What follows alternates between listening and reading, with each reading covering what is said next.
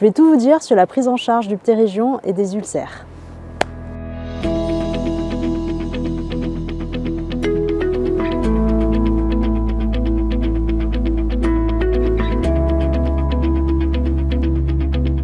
Alors les patients atteints de ptérygion, je les prends en charge chirurgicalement uniquement s'ils sont gênés ou s'il y a une demande de leur part, une demande esthétique. Et donc je les opère pour un ptérygion primaire sans récidive. Je vais enlever uniquement le ptérygion et ensuite au niveau du lit du ptérygion, je vais poser une membrane amniotique de préférence lyophilisée pour faciliter la cicatrisation. Par contre, si c'est un ptérygion récidivant, dans ce cas-là, j'utiliserai plutôt une autogreffe de conjonctive avec un prélèvement supérieur que je mettrai dans le lit du ptérygion après l'avoir enlevé, et ensuite je mets la greffe de membrane amniotique plutôt à l'endroit où j'ai prélevé la conjonctive.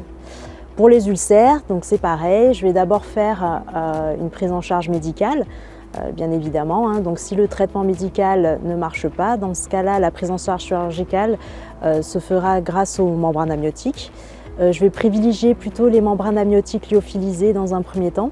Donc en fonction de la profondeur de l'ulcère, soit je ferai uniquement un overlay, soit un inlay, soit une multicouche.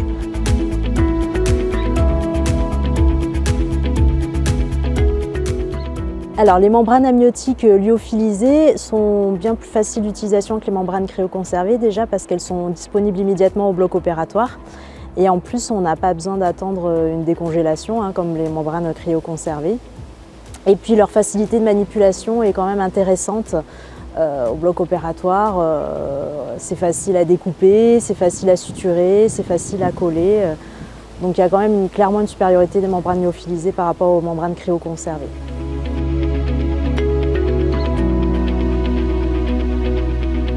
Ah bah oui, du coup, effectivement, c'est beaucoup plus simple d'utiliser des membranes amniotiques. On n'est pas obligé de prévoir longtemps à l'avance. Si on a une complication pendant une chirurgie, on peut mettre une membrane amniotique de suite disponible au bloc opératoire. Donc évidemment, on pose de plus en plus de membranes amniotiques grâce à ce dispositif.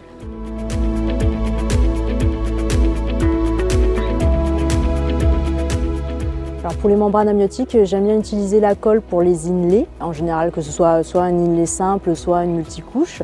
Et puis ensuite pour l'overlay, j'aime bien quand même le suturer pour être sûr que ça tienne bien. Et par-dessus, je mets une lentille. Dans le cas des ptérygions, par contre, là, la membrane amniotique, je vais plutôt la coller, parce qu'il n'y a pas besoin que ça tienne énormément. Ça tient bien juste avec la colle. Donc je privilégie les deux techniques, la colle et la suture.